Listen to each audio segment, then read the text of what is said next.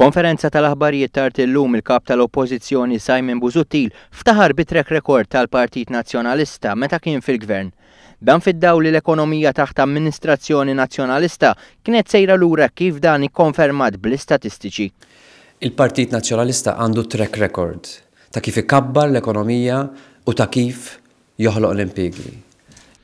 Kompla bl-attak dirett lejn il-Prim Ministru Joseph Muscat u għal il-programm ta' ċittadinanza b'investiment kien l-unika dea tal-Prim Ministru biex ikabbar l-ekonomija tal-pajjiż.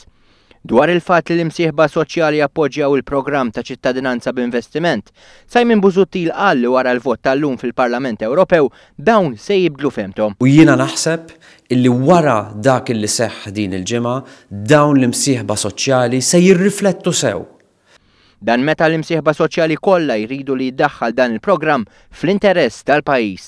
Simon Busuttil qed jisħaq li l-Gvern għandu jirtira dan il-programm ta' ċittadinanza b'investiment u bekk ikun qed iċaħħad il-poplu Malti minn opportunità ta' dħul ta' madwar €1 biljun li jmorru għal skopijiet soċjali u ekonomiċi.